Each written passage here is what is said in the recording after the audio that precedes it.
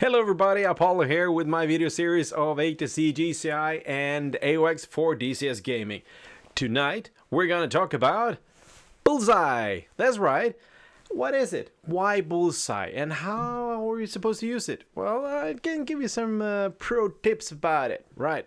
I'll start with the why. Well, imagine you have one controller and then you gotta talk to 10 aircraft.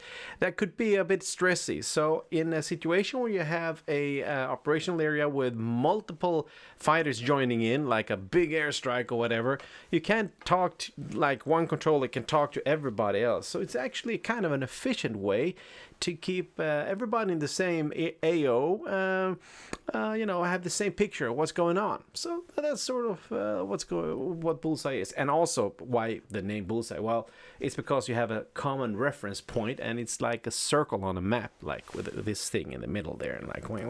Well, you get the point. I know that. You're not stupid. So it's like a broadcast mode when you're doing your AWACSing thing, and you are give the reference for everything you're talking about from the Bullseye. Right. All right, cool. So what is Bullseye? Well, Bullseye is point in space, or at ground actually, going to unlimited in height, that everybody knows on your team. So when you give a update of a moving targets, you have a unfriendly MiG-21 passing by, and then you tell the reference point where he is according to that Bullseye, and I'll show you later on what it is. So that's kind of neat. I mean, first of all, first time I was out flying with the Bullseye stuff, I was like, oh, it's so hard to keep track of it. But when you start working with it, using it, it gets really easier from time to time, by time to time. All right. The Bullseye name is actually from old archers in England back in the medieval times, when they tried to hit the eye socket of a bull's skull. However, nowadays, when you are using the Bullseye in DCS gaming, you can actually name it to whatever you want to. Well, whatever you and your community wants to, and you should probably use one syllable, or something short and descriptive maybe, and easy to pronounce. So well, why not Alfred or Batman or Dickhead? Or okay, let's stop there. Anyway, so you can actually choose a name whichever you want. If you place it overhead a city or a lake that everybody knows of, maybe the city of Putty, then you can name it Putty. So everybody knows that Bullseye is that place. However, it's very easy then for the enemy to understand exactly where your reference point are. So you have to give and take. So let's get into the how. This here is actually your AO. And, this is how everybody sees it if you don't say anything. If you're sitting on AWACS and giving a picture and you're not saying nothing, this is what people think is flying there. There could be multiple targets, but, nobody knows. So your job as an AWACS guy is actually to paint this picture and give them the information. And let's start. Well, everybody knows where the Bullseye is, right? And then where everybody of our own fighters are, that doesn't really matter, because you don't have to tell them that they are at that place. You could do an alpha check so everybody knows that the Bullseye and they are in the right position, but that's another story. Just to paint the picture, you just paint the hostile, the unknowns, or the bogeys. And here you got two bad guys coming up. And how do you say that? Well, let's check what to say. You say the target name, if you have one. You use the reference point, which in this case is the bulls, the bearing, the distance, altitude, extra stuff, more extra stuff. And the extra stuff is optional, as you understand. And that, in this case, would be Northern Group, Bulls 080, 415, 20,000. 2 targets, capping. And the 4, you can omit that, doesn't really matter. And the 20,000, you usually say 20,000 feet and, say 1,000 part of the feet. And you don't mess in with the flight level or angels unless it's civil traffic or friendlies. So the bandits and bogies and hostile go with the thousands. All right. So now we know exactly how to say this. This is the bulls 080 for 15, 20,000, 2 targets capping. Well, you got them there. That's perfect. You know exactly what they're doing. You painted your first picture. Congratulations. And then just go on and paint your picture. Western group, bulls 270, 30, 10,000, single group heading southeast. The next one, low group, bulls 180, 10, on the deck, single group heading east. So, wait a minute. I call these guys the northern group, these guy the western group, and this one the low group. Is it because in the lower part of the picture? Nuh-uh.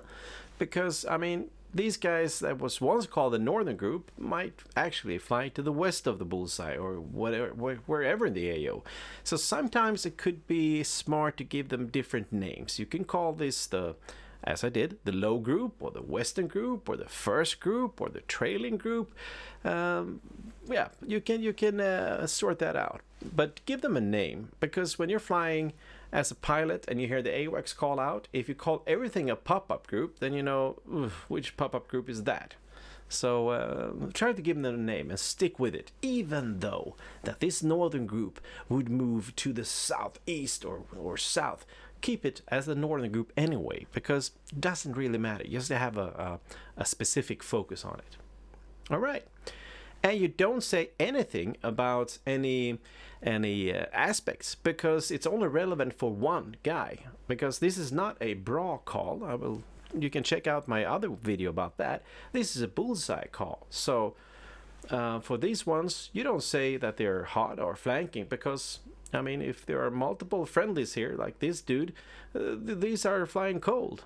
So don't say anything about aspects here.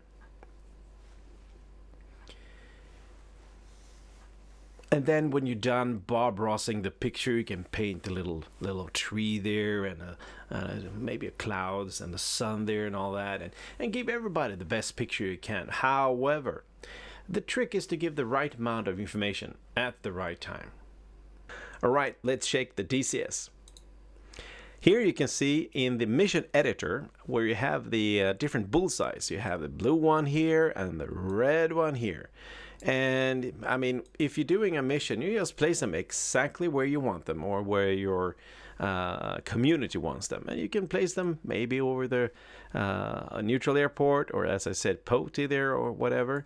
And then when you start the game, your AI AWACS will use this one as a reference point for all the bullseye calls.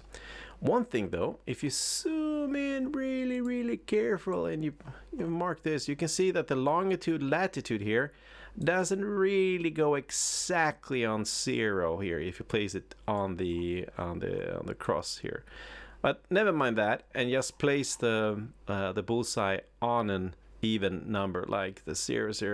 Can I do it? No, I can't. It's too wide. I will try again. But yes, because it's easier for your fellow dudes to say that the bullseye is latitude 43 north and east 40, like 000. It's much easier to get that in your system. So, all right, cool. Let's check out the low tack. What we can find there. Actually, here, or rather there, we have a lot of tools we can use. For instance, we have yeah, well, you can see the familiar bullseye there, and actually, yeah, that's right. You got the enemy's bullseye as well, but just forget that you saw that. And anyway, here you can, as you can see down here, like below me, down, you can see that there is some numbers here, and actually where I have my pointer, that's actually where the bull's call is for 16150 nautical miles, for instance, and that is pretty neat. Also, you could actually select the bullseye. You see here, selection properties, the blue coalition bullseye, and you can put the range ring on it. Let's see if I can do that. Now you got range rings, and you can use that if you want. If you want to, you can have that if you have the bullseye in your AO, and and you don't want to measure stuff. You just want to have a glance on it and see that this is exactly as easy as I want it, and just keep it there. My opinion, too much information. I can rather use the markings here down left. Or there's another way. Check this out. Go up here to the options, go into the map, and then there's a thing called the cursor label. Just activate that sucker. Close it. And wherever you're painting your little thingamadinger, you get the bullseye right next to it. Isn't that cool? Yes, it is. Also, of course, you can change here from true to magnetic, depending on what kind of fighters you have. You usually do magnetic, right? And also if you are imperial or metric. I mean, if you're handling the vegans, of course, you should do metric. Or the Russians, of course, also that. Cool. Okay, and there's another snap tool here. There's like little magneto down here, as you can see.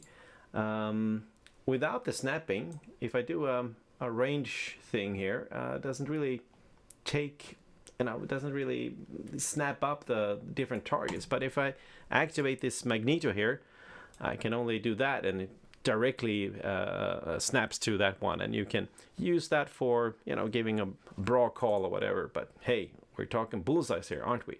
And this is snap to the bullseye. Cool. And one more thing.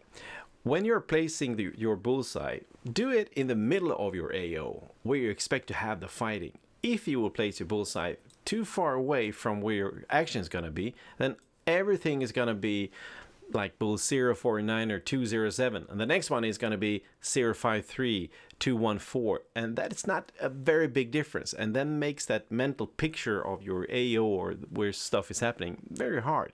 So if you're going to have some action is going to be around here, place the bullseye there.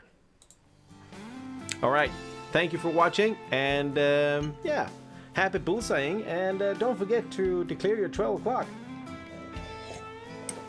See ya.